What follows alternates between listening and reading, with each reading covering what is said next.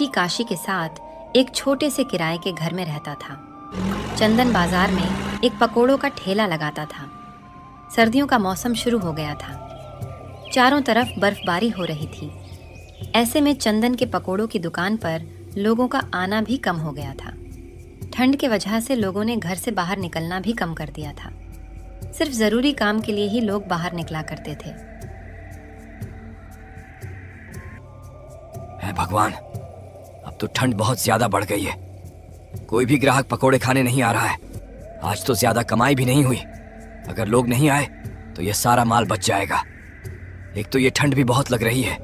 बस जल्दी से ये सारे पकोड़े बिक जाए और मैं जल्दी से घर चला जाऊं। चंदन इतना सोच ही रहा होता है कि तभी उसकी दुकान पर एक लड़की आती है। भैया जरा 2 किलो पकोड़े पैक कर देना। वह आज हमारे घर पर पार्टी है ना, और ठंड में काम करने का घर पर बिल्कुल मन ही नहीं करता। मैडम, अभी कर देता हूँ। इस तरह चंदन के सारे पकोड़े बिक जाते हैं और वह घर आ जाता है। घर पर चंदन का सारा परिवार आग जलाकर बैठा हुआ था। अरे चंदन बेटा, आ गया तू। आजा जल्दी, आग के पास बैठ जा, गर्म हो जाएगा। हाँ पिताजी, बाहर बहुत ठंड है। इस तरह चंदन के परिवार के दिन गुजर रहे थे। चंदन की दुकान से इतना ही मुनाफा हो पाता था कि वह अपने पूरे परिवार का पेट भर सके। लेकिन अब ठंडियां आने की वजह से उसकी कमाई कम हो गई थी। लोगों ने दुकान पर आना कम कर दिया था, जिसका असर चंदन की रोजी रोटी पर भी पड़ा। सुमित्रा, ये लो कुछ पैसे। अभी ज्यादा कमाई नहीं हो रही है तो इसी से अपना घर खर्च चला लेना। पर आपको याद है ना, इस महीने का किराया और हमने अगले महीने का किराया भी नहीं दिया है। सेठ घनीचंद आते ही होंगे अपना किराया लेने के लिए। अगली बार तो हमने ये कहकर टाल दिया था कि अगले महीने ले लेना, लेकिन अब इतने रुपए में हम घर चलाएं कि किराया भरे। मैं क्या करूं सुमित्रा, इतनी ठंड में कमाई होना बहुत मुश्किल हो गया है। तुम चिंता मत करो बेटा, ऊपर वाला सब ठीक कर देगा। बस उस पर भरोसा रखो। उसने इस मुसीबत में डाला तो वही इस मुसीबत से बाहर भी निकालेगा। तुम बस हिम्मत मत हारो। हम सब मिलकर कोई ना कोई हल निकाल लेंगे। वह दोनों ये बातें कर ही रहे थे कि तभी वहां पर सेठ धनीचंद अपने मकान का किराया लेने आता है। चंदन, ओ चंदन, बाहर आ।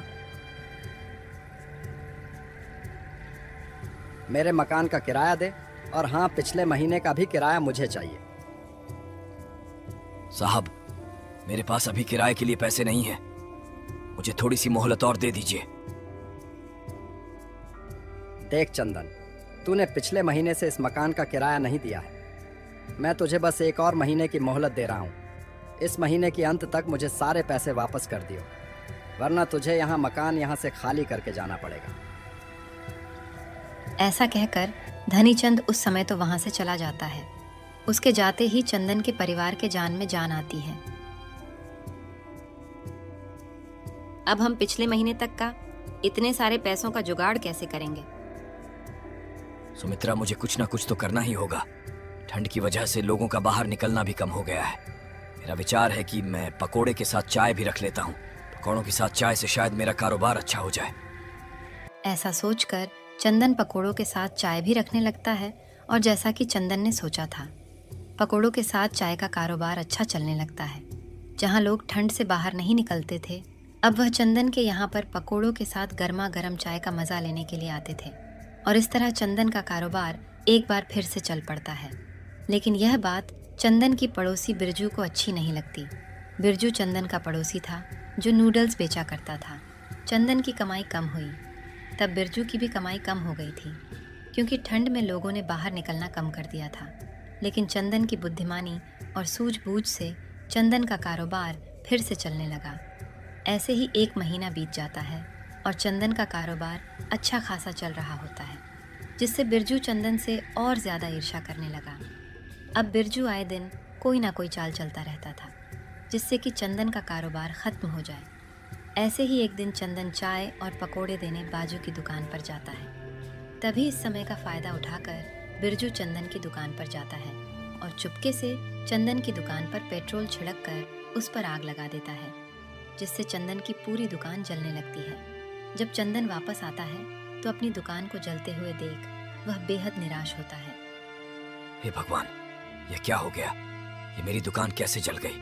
अभी तक तो सब ठीक था, ये अचानक से आग कहाँ लग गई? ऐसा कहकर चंदन रोने लगता है। रोते रोते वह घर आ जाता है। क्या हुआ? आप इतना परेशान क्यों हैं?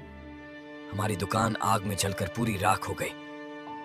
ये कैसे हुआ? ये तो मुझे भी नहीं पता सुमित्रा, पर अब मैं बिल्कुल कंगाल हो गया। अब मैं क्या करूंगा?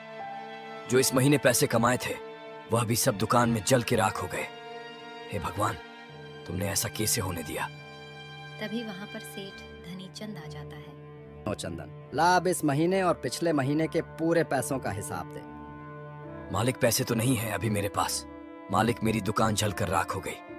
इस महीने जो पैसे कमाए थे वह भी सब उसमें जल गए। अरे मैं तेरे यह बहाने सुनने के लिए यहाँ नहीं आया हूँ। मुझे मेरा किराया चाहिए। अगर पैसे नहीं है तो यह घर खाली कर और निकल यहाँ से। मालिक, इतनी ठंड में हम कहाँ जाएंगे? कुछ तो रहम करो हम पर। सेठ जी, रहम करो हम बूढ़ों पर। बहू बेटे के साथ हम इतनी ठंड में कहाँ जाएंगे? ये छोटी बच्ची पर ही रहम खाओ साहब।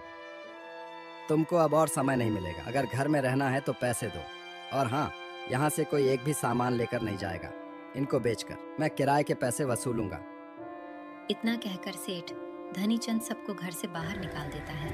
इस तरह से एक बार फिर ठंड का कहर एक गरीब के परिवार को बेघर कर देता है। सभी सड़क पर चलते जा रहे थे। कोहरे के साथ बहती ठंडी हवाएं सीधे शरीर में जाकर घुस रही थीं। उन सभी की आंखों में लाचारी के आंसू थे। रोड पर चलते चलते सभी की आंखें कहीं रहने का ठिकाना ढूंढ रही थीं कि कहीं कुछ भी उन्हें सर छुपाने के लिए मिल जाए। पर पूरी सड़क बर्फ से ढकी हुई थी।